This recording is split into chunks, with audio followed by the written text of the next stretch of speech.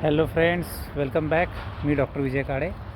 मी स्वागत करतो आहे माझ्या यूट्यूब चॅनलला wild whispering tales with Viju. ठीक आहे. जसं तुम्ही माझ्या मागे बघतच आहे की उन्हाळ्याचा जो सोहळा आहे निसर्गाचा तो सुरू झालेला आहे आणि या अतिशय सुंदर अशा झाडाची एक झलक तुम्हाला माझ्या व्हिडिओच्या माध्यमातून त्याचं दर्शन व्हावं त्याला उद्देशून हा व्हिडिओ बनवतो आहे. तर हा आहे पळस. सरळ सरळ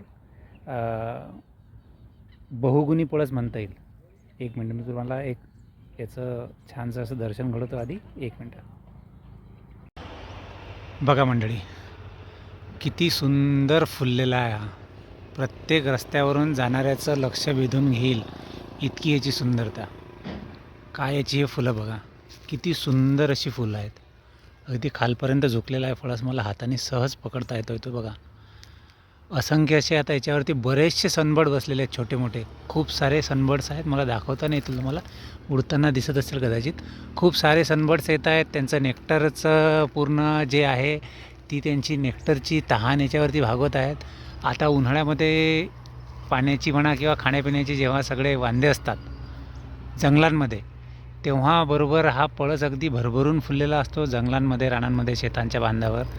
आणि अतिशय मोक्याच्या वेळी सर्व प्रकारच्या पक्ष्यांना, खारुताई वगैरे सगळ्या प्रकारच्या मुख्य जीवांना त्यांची हा तहान आणि भूक दोन्ही पूर्ण करतो.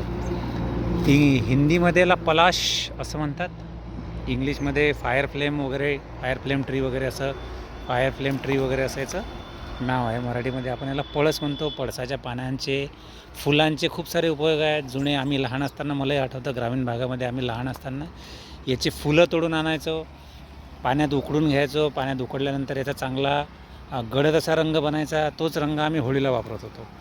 म्हणूनच होळीच्या वेळेसच बघा हे पळस फुललेला असतो. या पानांपासून कितीतरी वेळा लहानपणी म्हणा किंवा इव्हन आताही काही काही ठिकाणी याच्या पत्रावळ्या बनवून अजूनही पंक्तीमध्ये, लग्नांमध्ये खूप साऱ्या याच्यामध्ये याच्या पत्रावळ्या वापरल्या जातात. पण प्रमाण खूप कमी झालेलं आहे प्लास्टिकमुळे. औषधी उपयोग भरपूर सारे आहेत. अतिशय बहुगुणी असं झाड आहे. स्पेशली इंडियन सबकॉन्टिनेंटमधलं झाड आहे. देशी वृक्ष आहे. खूप साऱ्या फुलं गळून पडल्यानंतर खूप साऱ्या शेंगा येतात.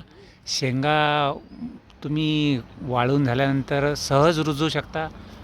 आणि वेगळे प्रकार पण आहेत. एक पांढरा पळस पण येतो म्हणतात, पिवळा पळस पण येतो म्हणतात, पण ते अतिशय दुर्मिळ आहेत. कुठं असतीलही अजूनही बरंच. बट हा जो आहे एक टिपिकल ऑरेंज गडद, हा सर्वीकडे पाहायला मिळेल तुम्हाला, शेतांमध्ये सगळीकडे. बघा तिथं तो डार्क रम्ड एक सनबर्ड बसलेला आहे, पर्पल रम्ड सनबर्ड दिसला तो तिथं आहे एक. तिथं मैना आहेत 2 वरती. मला आता प्रॉपर तुम्हाला मोबाईलमधून व्ह्यू नाही देता येणार. कळ्या यायच्या आधी डार्क अशा वेल्वेटी असतात याच्या कळ्या. हे बघा, ही जी कळी आहे ना, ती कळी बघा अशी वेल्वेटी आहे. हिचा जो हे आहे टेक्स्चर, तो असा वेल्वेटी लागतो हाताला. आणि डार्क अशी मेहंदी रंगाची ही कळी असते. आणि फुलल्यानंतर ऑफकोर्स फूल अगदी ज्वेल आहे, अगदी सुंदर आणि असं झाडाचा दागिना याला म्हणता येईल. खूप सुंदर असं फूल आहे.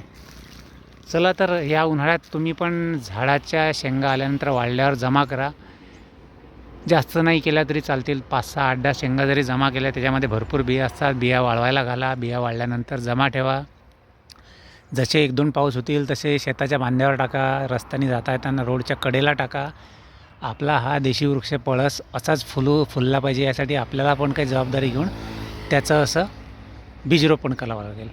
बीज डिस्पर्सल प्लस बीज रोपण अशा ह्या दोन्ही गोष्टी कराव्या लागतील. चला तर मग या पावसाळ्यानंतर आपण हा पळस जास्तीत जास्त कसा फुलवता येईल याचं काहीतरी एक काय म्हणता येईल, शपथ घेऊया किंवा मग एक असा ध्यास घेऊया. इतकं सुंदर झाड जपूया. चला तर मंडळी, पुन्हा भेटू माझ्या नेक्स्ट व्हिडिओमध्ये. माझ्या wild whispering tales with Viju या यूट्यूब चॅनलला लाईक करा, शेअर करा, सबस्क्राईब करा, कमेंट करा. निसर्गासंबंधित, प्राण्यासंबंधित तुमच्या काही माहिती, काही गोष्टी, काही इन्फॉर्मेशन असतील मला शेअर करा नक्की. चला तर भेटूया. बाय.